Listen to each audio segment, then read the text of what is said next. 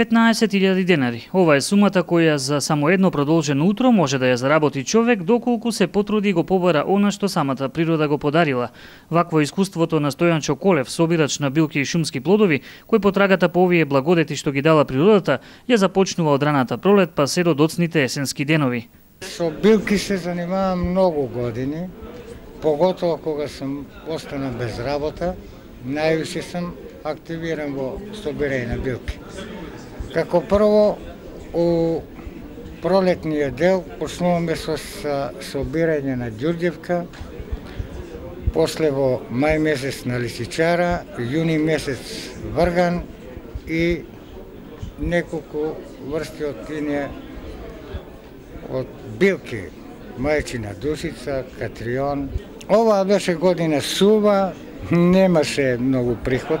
Ако е годината, да речеме, родна за билкарство, можеш и 5-6 илјади, 10 илјади, 15 илјади да заработиш. Продуктот е најисплатлив од габат, поготово пролетната лисичара и вргано.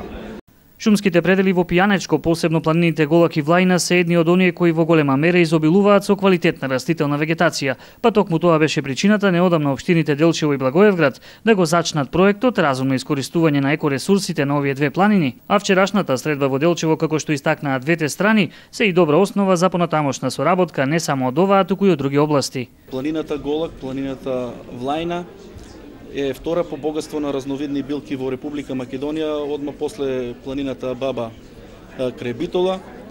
Големиот број на откупувачи на лековити билки и приход, односно фамилии кои што живеат од тој, би рекол, семеен бизнис, е потребата за целата таа постапка да се стави во едни законски рамки. Тоа е еден проект кој што двете општини го аплицираа по предпоследниот повик од ИПА програмата на Европската унија за прекогранична соработка помеѓу двете држави.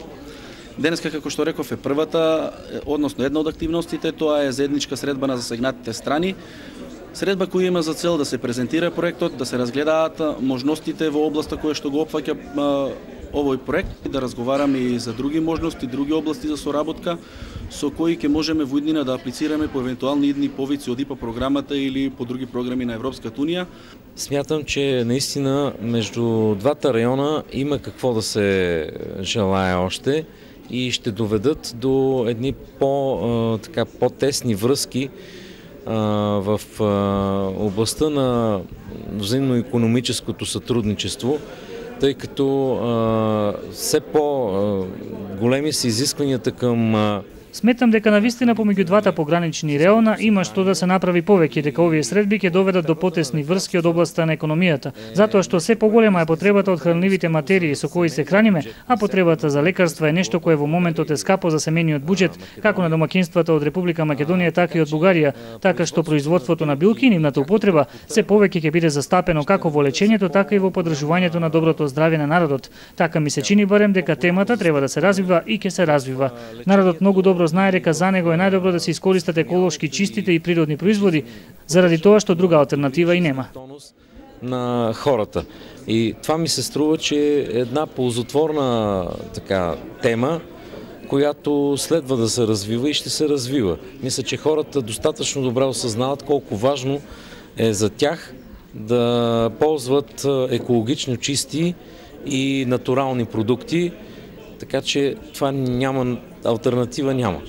Иако годинава беше сушна, сепак откупувачите на шумски плодови и билки велат дека интересот на самите собирачи на плодови од година во година расте и луѓето својот спас од безпарицата го наоѓаат токму преку продавање на билки. Последно време интересот е, да речеме, зголемен, така што луѓето си наоѓаат еден добар профит од билкособирањето, пласманот им е сигурен, исплатата ја вршиме на лице место во кеш. И така, зад мојата фирма стојат фирми како за печурките, така и за билките стојат лиценцирани фирми кои што сите откупени производи ни гарантираат дека ни се продадени.